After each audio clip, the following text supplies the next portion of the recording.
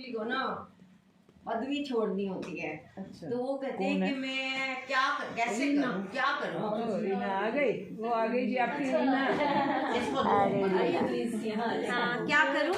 हाँ। तो कहते हैं कि चारों को कहते हैं कि तुम जाओ और जो भी कोई अजीब चीज देखो ना, तो वो उनसे ना क्वेश्चन बेसिकली ये किया था कि कलयुग कब आएगा, कब कलयुग आएगा और कब हमें पता लगेगा कि कलयुग आ गया। तो गुरु ने कहा अच्छा चारों अलग अलग दिशा में जाओ, जिसको भी जो अजीब सी चीज दिखाई दे ना वो मेरे को आके बताना। तो वो कहते हैं एक गया, उसने देखा कि पानी आ रहा है, पहली क्यारी में आ रहा है और दूसरी में नहीं आ रहा और वो चौथी में जा रहा है। अच्छा। उसको बड़ा अजीब लगा कि इसने दो छोड़ दिए और तीसरे में घुस गया। उसको तो यही बड़ी अजीब लगी। उसने कहा मैं गुरुजी को बताऊंगा जाके।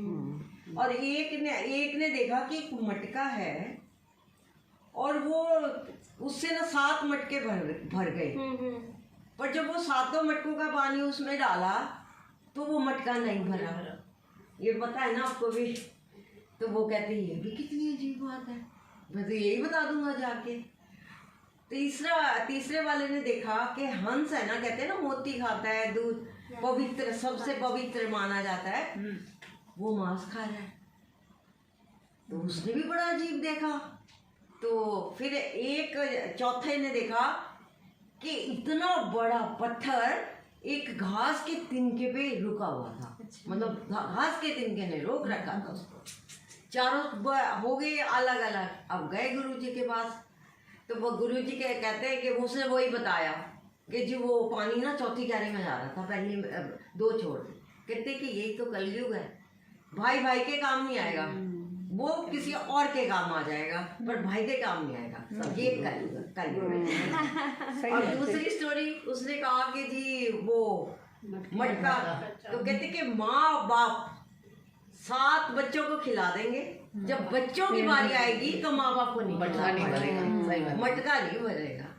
और उसके बाद उसके आया था हंस मांस। हाँ, कि पुरुष, अच्छे पुरुष, सात्विक पुरुष भी मांस खाएंगे। और आपको बहुत है ये लोग सुन ही रहे हैं ना, खाएंगे। तो कहता है ये भी होगा कलयुगी। तो फिर कहता है कि एक तिनके ने, घास के तिनके ने इतना बड़ा पत्थर, कहता गुरु संभालेगा उन सबको। अलग अलग गुरु आएंगे कलयुग में और वो संभालेंगे लोगों को।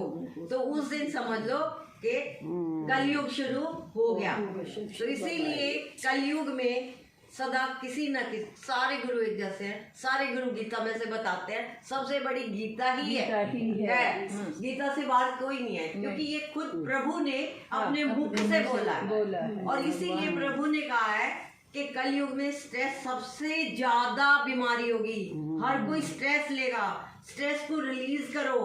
ये मेडिटेशन मुरली, उसने कहा कि गान, सत्संग, जहाँ ये सब चीजें होंगी वहां पे स्ट्रेस नहीं होगा। इसीलिए किसी न किसी भजन गाओ, किसी विद्या का शौक रचाओ, जो भी है मतलब अपनी बॉडी को तैयार रखो सत्व गुण के लिए।